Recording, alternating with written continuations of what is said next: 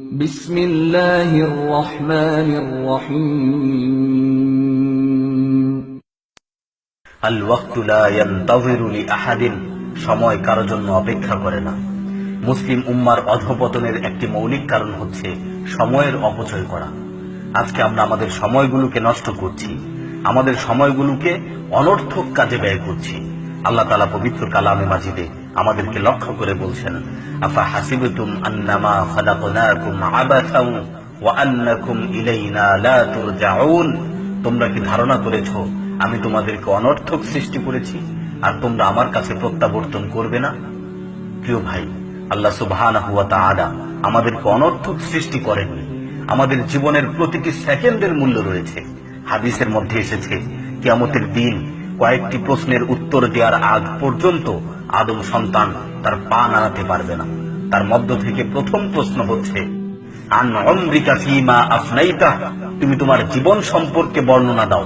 তোমার জীবনকে তুমি কোন কাজে ব্যয় করেছো? তোমার জীবনের প্রতিটি সেকেন্ড তুমি কিভাবে কাটিয়েছো? প্রতিটি মিনিট তুমি কিভাবে কাটিয়েছো? প্রতিটি ঘন্টা তুমি কিভাবে কাটিয়েছো? প্রতিটি দিন তুমি কিভাবে কাটিয়েছো? প্রতিটি মাস তুমি কিভাবে কাটিয়েছো? প্রতিটি বছর তুমি কিভাবে কাটিয়েছো? তোমার জীবনের পরিপূর্ণ হিসাব দাও। জীবনের সবচেয়ে গুরুত্বপূর্ণ অংশটি সম্পর্কে দ্বিতীয় প্রশ্নটি করা হবে, ওয়ান শাবাবিকা ফীমা আবলাইতা, তুমি তোমার যৌবন কালকে কোন কাজে ব্যয় করেছো? যৌবনের সময়গুলোকে কিভাবে কাটিয়েছো? ঘন্টার পর ঘন্টা বন্ধুদের সাথে আড্ডা দিয়ে, পার্কে বসে গার্লফ্রেন্ডের সাথে গল্প করে, মুভি দেখে, গান শুনে, নাকি খেলাধুলা করে কিভাবে কাটিয়েছো তোমার যৌবনের সময়গুলো? প্রিয় ভাই, জীবনের প্রতিটি মুহূর্ত সম্পর্কে আমাদের জবাব দিতে হবে। সুতরাং আসুন আমরা আমাদের সময়ের ব্যাপারে যত্নবান হই, আমাদের সময়গুলোকে সঠিক কাজে ব্যয় করি। পরিশেষে আল্লাহ তাআলার আয়াত স্মরণ করিয়ে দিচ্ছি, ওমা খালাকতুল জিন্না ওয়াল ইনসা ইল্লা লিয়াবুদুন, আমি মানব জাতি ও জিন জাতিকে শুধুমাত্র আমার ইবাদতের জন্য সৃষ্টি করেছি।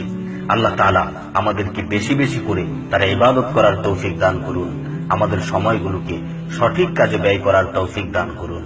আমিন। ولو ترى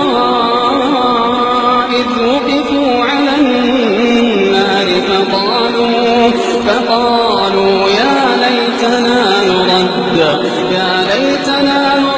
ولا نكذب بآيات ربنا ونكون من المؤمنين.